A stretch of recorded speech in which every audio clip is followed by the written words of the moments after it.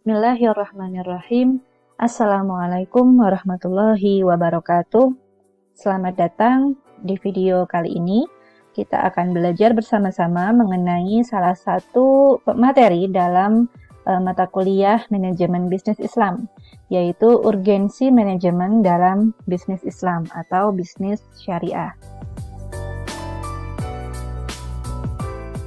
Ada 3 pembahasan yang akan kita pelajari di sini. Yang pertama mengenai manajemen Islami, mulai dari definisinya. Kemudian yang kedua adalah pentingnya manajemen dalam bisnis Islam. Kemudian yang ketiga, orientasi atau tujuan dari manajemen Islam itu sendiri. Sebelum kita membahasnya, pertama-tama kita akan dihadapkan pada pertanyaan ini, yaitu mengapa manajemen harus Islami? Nah, manajemen modern itu terbukti menjadikan tenaga kerja yang ada dalam suatu organisasi menjadi suatu faktor produksi. Salah satu dari sekian faktor produksi yang mereka miliki dan menciptakan manusia-manusia pekerja yang semakin hari semakin terasing dari kodratnya sebagai manusia sosial. Sebagaimana yang kita lihat terutama di kota-kota besar ya, manajemen modern menghasilkan manusia-manusia yang bekerja sampai larut malam dan terkadang jarang sekali waktu mereka untuk berkumpul dengan keluarga atau bahkan tak ada lagi kesempatan bagi mereka untuk berkumpul dengan keluarga dan melaksanakan kehidupan sosial dengan masyarakat di sekitarnya. Jadi pulang ke rumah, kecapean, kemudian tidur gitu, jarang berbaur dengan tetangga sekitarnya.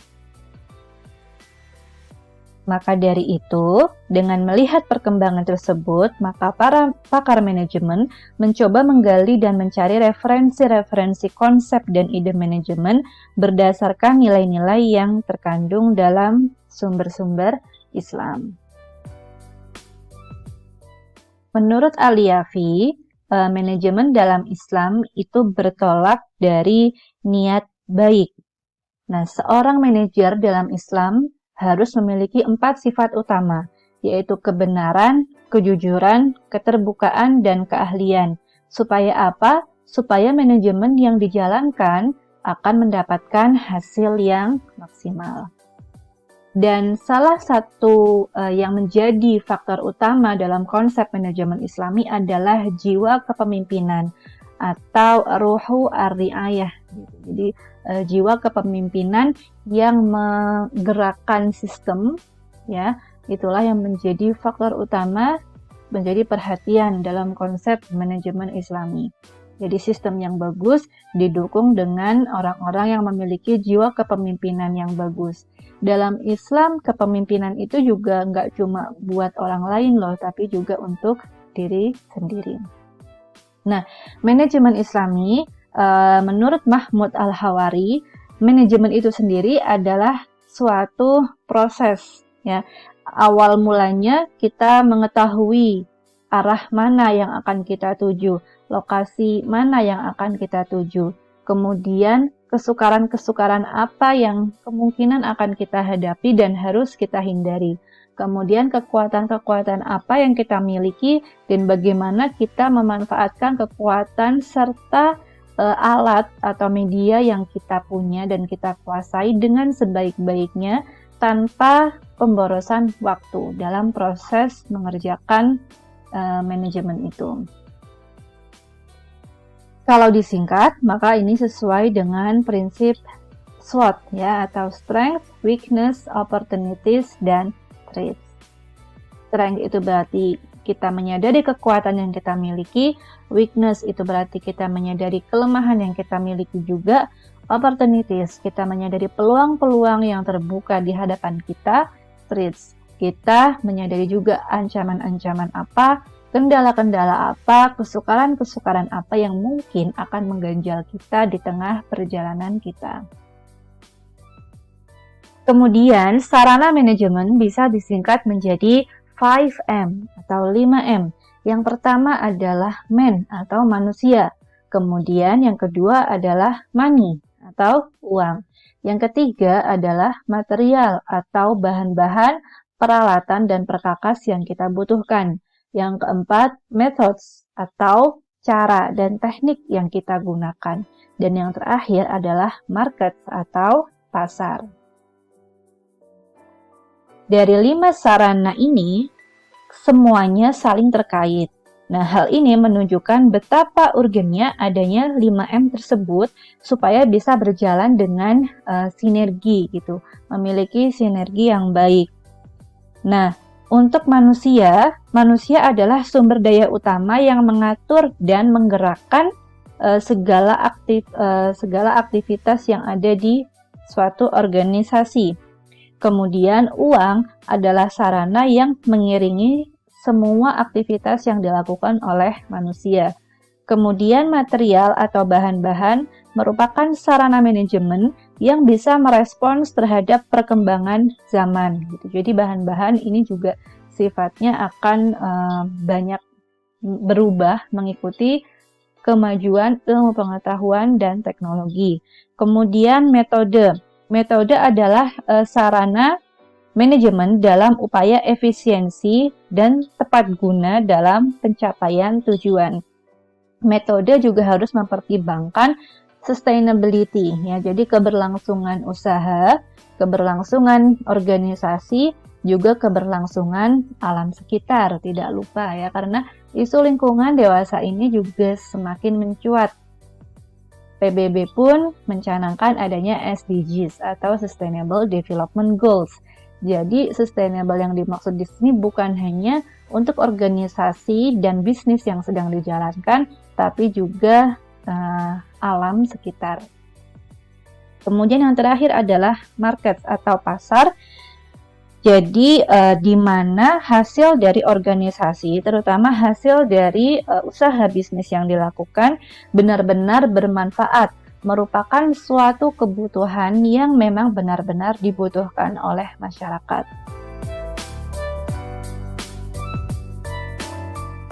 Selanjutnya adalah fungsi-fungsi manajemen atau disebut juga dengan nama lain yaitu unsur-unsur manajemen. Kemarin kita belajar membahas dan kita membahas ini yang tengah, POAC. Nah, teman-teman bisa melihat di sini ada tiga macam fungsi-fungsi manajemen karena memang oleh para pakar manajemen, fungsi-fungsi manajemen menurut mereka itu berbeda-beda. Ada yang mendefinisikannya secara detail dan ada yang meringkasnya. Gitu. Ya, yang pertama adalah POCMC. Apa itu POCMC? Nah, POCMC adalah Planning, Organization, Coordination, Motivating, dan Controlling. Ini adalah pendapat mengenai fungsi-fungsi manajemen yang dinyatakan oleh Louis A. Allen. Ya, planning berarti fungsi manajemen yang pertama adalah perencanaan, kemudian pengorganisasian, koordinasi atau kerjasama, dan pengaturan tim. Ya, kemudian motivasi, pemberian motivasi kepada tim, dan controlling, pengawasan terhadap kinerja tim. Kemudian pendapat yang kedua berasal dari George R. Terry, yaitu planning, organizing, actuating, dan controlling. Nah, planning ini sendiri adalah perencanaan, organizing pengorganisasian, actuating itu berarti aksi ya, pengarahan begitu, kemudian setelah itu controlling, pengawasan. Kemudian yang terakhir menurut Louis A. Allen juga, ini menurut James A. F. Stoner ya. Menurut James A. F. Stoner,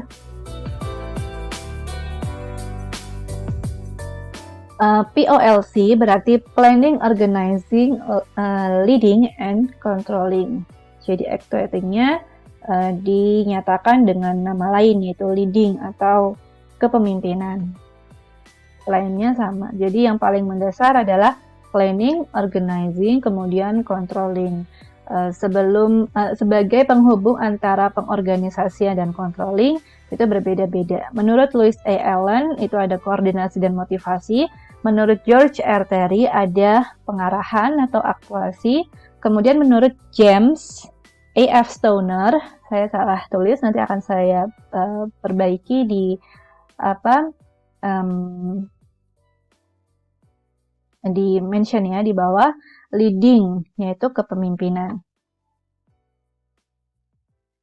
Kemudian ada 6 fungsi manajemen menurut Islam. Kalau tadi berbeda-beda, kemudian menurut Islam ini dirangkum ya, tetapi jangan salah, rangkuman ini juga sudah ada di dalam Al-Qur'an dan As-Sunnah ya. Yang pertama adalah planning, kemudian yang kedua organization, yang ketiga coordination, yang keempat controlling, selanjutnya motivation, dan yang kelima adalah leading. Nah, yang pertama planning. Planning itu berarti perencanaan yang matang. Perencanaan yang matang dan itkon. Itkon itu berarti cermat ya. Kemudian yang kedua adalah organization atau fungsi setiap orang. Bagaimana kita memberdayakan fungsi setiap orang. Setiap orang itu ditempatkan sesuai dengan kompetensinya. Kemudian juga mengatur mengenai hubungan kerja yang sifatnya vertikal atau dalam satu jabatan dan horizontal. Ya, sesuai dengan, kalau tadi yang planning sesuai dengan hadis riwayat Tabrani, kalau organisasi sesuai dengan Quran Surat Ali Imran ayat 103. Kemudian yang ketiga adalah koordinasi atau bagaimana mensinergikan langkah bersama, upaya untuk mencapai hasil yang baik dengan seimbang. Jadi bagaimana kita mencapai tujuan yang sama dalam suatu organisasi dan menjalankan planning atau rencana yang sudah direncanakan bersama-sama juga. Setelah itu ada controlling. Nah, controlling ini adalah pengamatan dan penelitian terhadap jalannya planning. Jadi setelah dikoordinasi, kemudian dilakukan bersama-sama, sambil dilakukan juga sambil diamati jalannya pelaksanaan perencanaan itu. Setelah itu, kalau ternyata di tengah-tengah ada demotivasi, maka diberikan tambahan motivasi. Dan kalau memang sudah termotivasi, anggota timnya atau anggota organisasinya semakin dimotivasi. Supaya apa? Supaya kinerja anggota organisasi atau anggota tim bisa menjadi maksimal. Dan mereka melakukan pekerjaan mereka dengan happy, dengan sukarela. Karena manajer yang baik adalah manajer yang membuat karyawannya atau bawahannya merasa happy melakukan tugas-tugas yang sedang mereka emban. Kemudian yang terakhir adalah leading, itu bagaimana memimpin aktivitas yang sedemikian banyak stepnya menuju tujuan bersama. Oke, selanjutnya, kenapa sih manajemen dalam Islam itu penting? Nah, apapun bentuk, nama, ukuran organisasi itu, entah organisasinya itu organisasi kecil ataupun organisasi besar, sudah dapat dipastikan ia memerlukan manajemen. Kayak di keluarga aja itu udah butuh manajemen, padahal anggotanya kecil. Ya kan, cuma 2 orang kalau cuma suami istri, 3 orang kalau sudah punya anak 1. Keluarga sebagai unit organisasi terkecil itu saja sudah memerlukan manajemen. Islam itu pun juga sudah melatih umatnya untuk bisa memanage, contohnya dalam hal sholat jamaah gitu kan. Jadi kita sebagai makmum itu tidak boleh mendahului imam dan sebagainya. Itu merupakan salah satu aplikasi manajemen dalam beribadah. Kemudian urut-urutan mulai dari adzan sampai nanti sholat sunnah itu juga sebetulnya itu manajemennya, karena itu adalah langkah-langkah yang dilakukan oleh jamaah organisasi dalam ibadah. Nah, kemudian manajemen merupakan pengetahuan terapan yang dapat dipergunakan oleh siapa saja dan dalam bidang apa saja untuk memanage pekerjaan yang meliputi fungsi-fungsi manajemen. Jadi apapun bentuknya, apapun namanya, diistilahkan apalah, ukurannya besar atau kecil, sudah pasti ia memerlukan manajemen, karena manajemen adalah fitrah kehidupan manusia. Tanpa manajemen, maka kehidupan manusia akan carut marut. Kemudian ciri utama manajemen Islami yang pertama tadi sudah disinggung di awal, yaitu jiwa kepemimpinan. Jadi ruhu ar-riayah lirois, ya, ruhu ar-riyasah, jiwa kepemimpinan. Kemudian setelah itu amanah. Jadi dalam manajemen Islami setiap orang itu yakin bahwa apa yang sedang mereka emban itu merupakan amanah yang pertanggungjawabannya tuh nggak cuma berhenti di dunia, tapi juga akan berlanjut, horizon waktunya akan lebih panjang, pertanggungjawabannya akan sampai di yaumul hisab nanti. Nah, dalam hal kepemimpinan sendiri, dalam Islam sudah ada ajaran bahwa kullukum ra'in wa kullukum mas'ulun an ra'iyatih. Jadi setiap manusia adalah pemimpin, minimal itu bagi dirinya sendiri.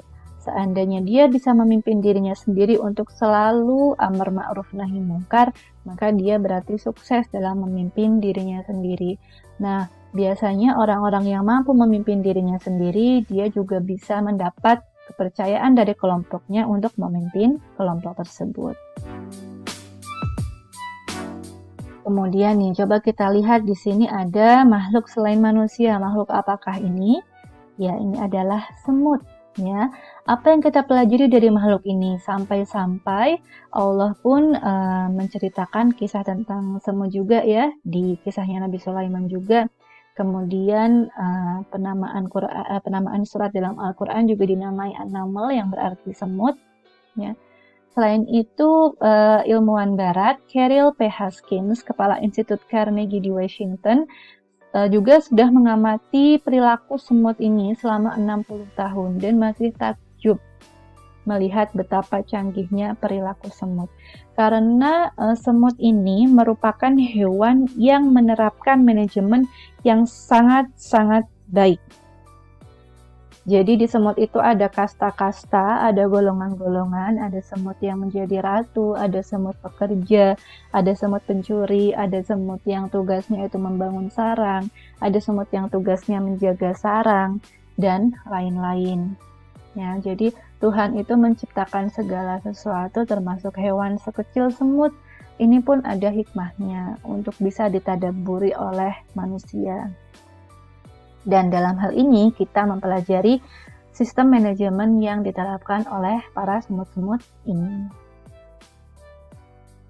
Kemudian tujuan manajemen Islami atau orientasi manajemen Islami ada 4. Yang pertama, tetap namanya manajemen, namanya organisasi itu pasti ada profit sebetulnya ya. Jadi ada tujuan profit, ada tujuan keuntungan yang sifatnya material. Tapi yang membedakan antara manajemen Islami dengan manajemen non-Islami adalah benefit non-materi. Jadi kita merasakan manfaat berkah, ya, keberkahan, ketenangan dalam bekerja salah satunya. Kemudian berkah itu juga contohnya kita jarang menemui kendala-kendala atau kesulitan-kesulitan dalam menjalankan bisnis. Itu termasuk berkah loh.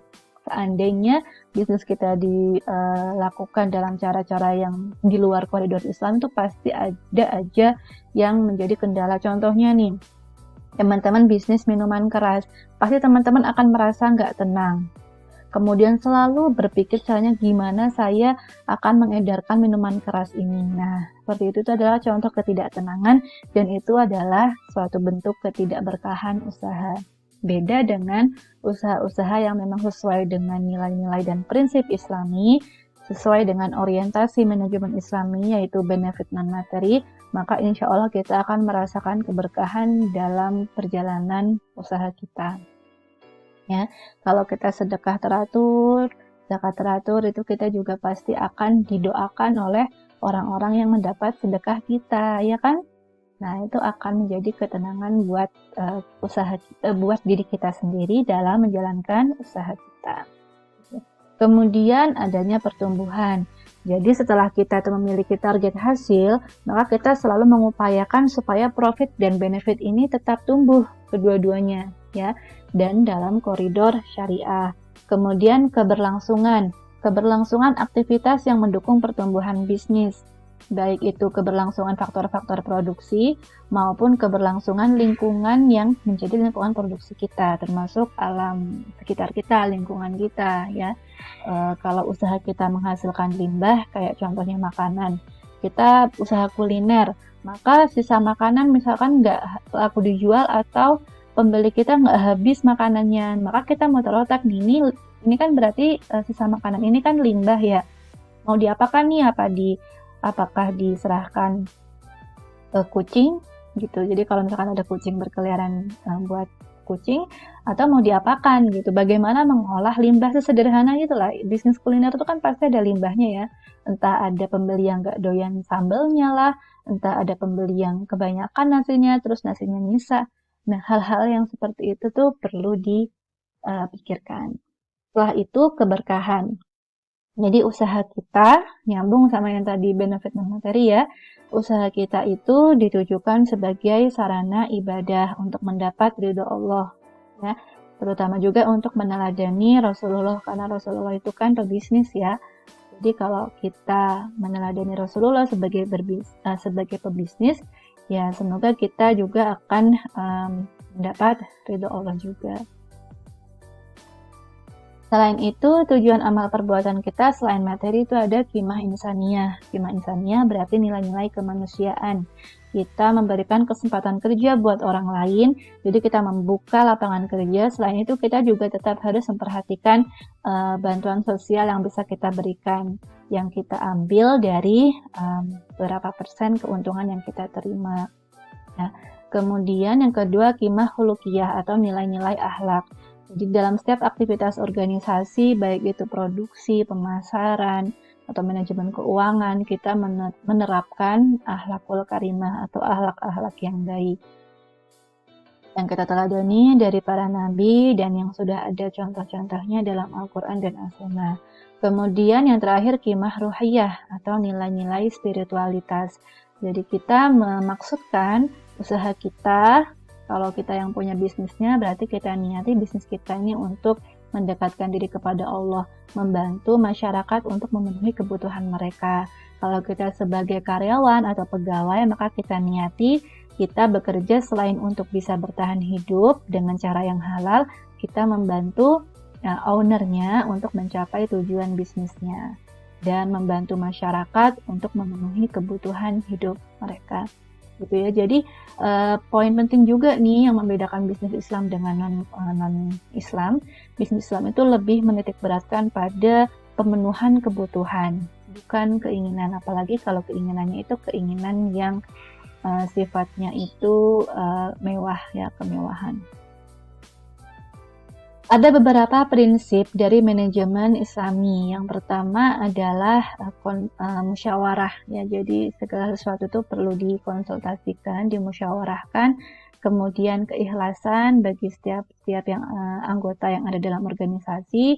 Kemudian proses pemerolehan pendapatan yang sesuai dengan syariat dan bagaimana kita itu menentukan keuntungan, mendapatkan keuntungan juga sesuai syariat. Kemudian perilaku dan aktivitas bisnis itu juga sudah sesuai dengan ya yang benar atau nilai-nilai syariat juga. Adil baik kepada karyawan maupun kepada atasan maupun kepada masyarakat yang ada di sekitar kita, termasuk juga kepada konsumen. Kemudian periklanan yang baik juga tidak boleh menipu ya. Kemudian transaksi komersial itu juga diperhatikan akad-akadnya. Kemudian zakatnya, kalau omset kita itu dan profit kita sudah mencapai nisab dan haul, maka juga perlu dikeluarkan zakatnya. Kemudian keramah tamahan dan saling menghormati itu juga diperhatikan, dan bagaimana kita itu menangani atau berhubungan dengan para pekerja kita. Dalam Islam, seorang pekerja itu lebih baik untuk diberi upah sebelum keringatnya mengering, alias nggak boleh nunda-nunda untuk menggaji karyawan ya. Jangan terlalu banyak utang gaji.